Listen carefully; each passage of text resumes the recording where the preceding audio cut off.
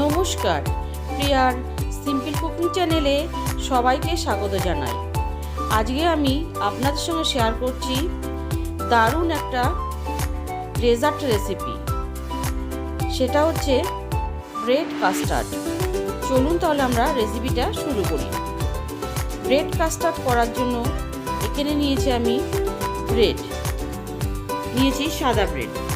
এবার ব্রেডের আমি যে শক্ত অংশটা আছে কিংবা ব্রাউন কালারের যে অংশটা আছে সেটাকে আমি প্রথমে কেটে বাদ দিয়ে দেব। দেখুন আমি কিভাবে কেটে বাদ দিয়ে দিচ্ছি, এইভাবে কেটে বাদ দিয়ে দেব।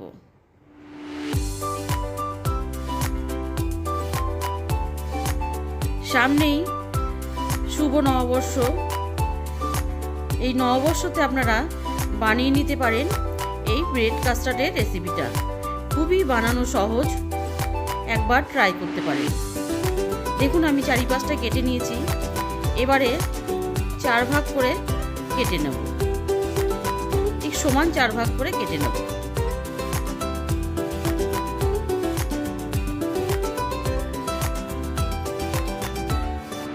এভাবে আমি কেটে নেব।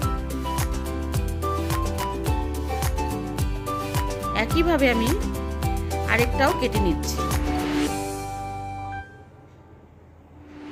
নিয়ে এভাবে আমি সব ব্রেডগুলোকে 4 টুকরো করে কেটে নেব।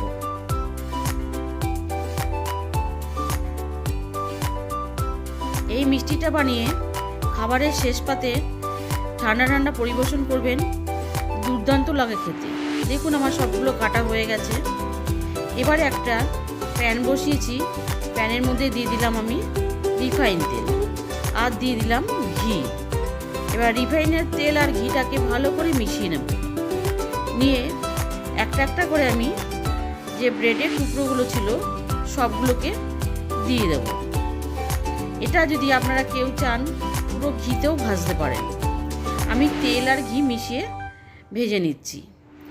এইভাবে আমি উল্টে পাল্টে লো টু মিডিয়াম আঁচে ভেজে নেব। এর মাঝখানে বলে রাখি, আমার চ্যানেলে যদি কোনো নতুন বন্ধু হয়ে থাকেন তাহলে আমার চ্যানেলটিকে সাবস্ক্রাইব করে আমার পাশে থাকবেন আর পাশে থাকা বেল আইকনটি প্রেস করে দেবেন।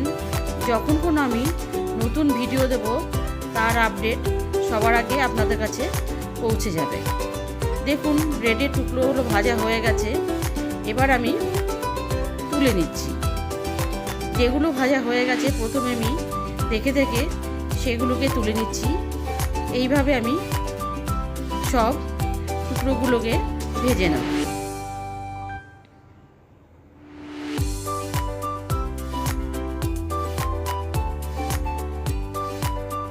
দেখুন সবগুলো আমার তোলা হয়ে গেছে। এবার এদিকে আমি আগে থেকে দুধটাকে বসিয়ে দিয়েছিলাম এবং দুধটা অনেকটা ঘন হয়ে এসছে। এবার এর মধ্যে দিয়ে দিলাম 1 চিমটে কেশর। কেশরটা দিয়েও দুধটাকে আরও 3-4 মিনিট আমি ফুটিয়ে নেব। 3-4 মিনিট ফোটানোর পর এর মধ্যে দিয়ে দেব সামান্য 1 চিমটে নুন। নুনটা দিয়ে দুধের সাথে ভালো করে মিশিয়ে নেব। সামান্য একটু নুন দিলে টেস্ট হয় খেতে, সেই জন্য দিলাম। দিয়ে দিলাম 1/4 কাপ চিনি। এখানে মিষ্টিটা যে যেরকম খাবেন সেই আন্দাজে দেবেন। এবার চিনিটা মেল্ট হওয়া পর্যন্ত আমি দুধের সাথে মিশিয়ে নেব।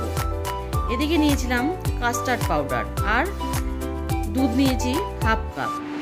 2 চামচ কাস্টার্ড পাউডার দুধের সাথে আমি মিলিয়ে নিলাম। মিলিয়ে নিয়ে এবারে দুধের মধ্যে দেব আর অনবরত আমি নাড়িয়ে যাব। পুরো কাস্টার্ডটা দিয়ে এবার দুধের সাথে ভালো করে মিশিয়ে নেব। আর গ্যাসটাকে কিন্তু লোতেই রেখেছি।